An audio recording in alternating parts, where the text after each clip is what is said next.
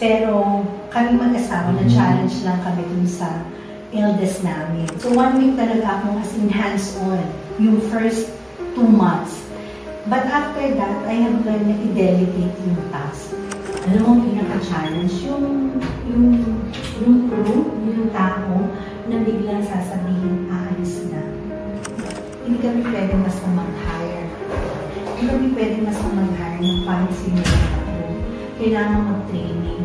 Ang naglagastos namin for training is nasa 23,000.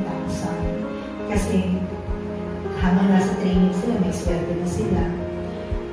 Gastos namin ng pagta-travel. Tapos naka-hotel sila.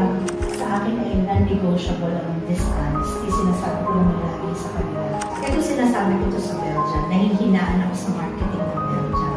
Hindi namin na-anticipate na ang akala ko kasi kahit mga taga-SLSU ang target market namin. Hindi. Mga target namin, market pa rin namin, mga bata. Customer satisfaction, I think it is through the crew. Lalo kong sinasabi sa crew. We cannot compete with Jollibee. We cannot compete with McDonald's. Kasi talaga sila may target market na. Pero sana, lahat kong sinasabi sa kanila, sana, pag bumuli ng customer dito, masaya sila maalis. Kasi wala akong problema sa products. Yung mga may gusto ng Belgian office, babalik talaga yun. What strategies do you use to recruit, train, and retain employees? Giving incentive. Ibibigay kami ng incentive. Turo din naman yun ang Belgian. Ang nagiging mentor namin sa business ay yung si Mami N. Yung sila Chinkitan, si Mami N, sila isa pang sinusunod natin, si Don Solano, yan, mga nakikinig, si Raymond, Boss Raymond, si RDR, kung tawagin, check nyo sa Facebook. Lagi yung sinasabi na hindi nga dapat sinasabi sa finances ng family ang kita ng negosyo. So, sinusunod namin yung program. Ang mali namin, hindi namin ginawa. Dapat pala may sweldo kami.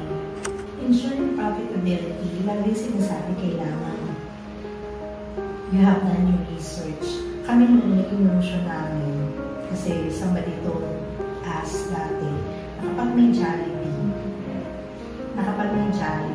parang pinag-research ka na ng Jollibee. Ibig sabihin, may market sa place. May market dito sa Lukban, pero saturated.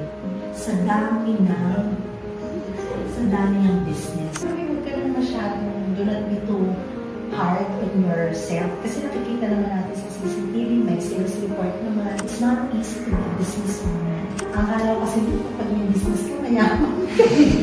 Hindi pala. Kaya kami nag-put up ng business action. Gusto ko sana tumigil na ng pagbabato ako sa akin. Pero nung nagka-franchise kami ng Belgian Motors, mas na-inspire ako na kailangan ko pa sumayo. Mas hindi kaya. Parang na-appreciate ko yung sweldo ng asawa ko. What are your future plans for the franchise? Ayokong i-sabihin. We have plans, pero huwag muna, baka kasi ma-jinx. Yes. Oo, naniniwala akong gano'n. Ayoko mo lang i-announce, but we have plans. Hindi ko kasi alam kung ngayong 2025 or ngayong 2026. But of course, we have plans. You have to designate work. Hindi pwedeng ikaw, ako. Dapat pala ang business, kahit yung bakasyon ko ng 5 araw, it will still run. Isipin nyo daw na kapag nag-business ka, yung mag-invest ka sa sarili mo sa business, marami ka natututunan. Kasi once na nag-business ka, ikaw papayag na titigil ka doon. You will aspire, dream to have another business kasi pakiramdam mo gumagawin.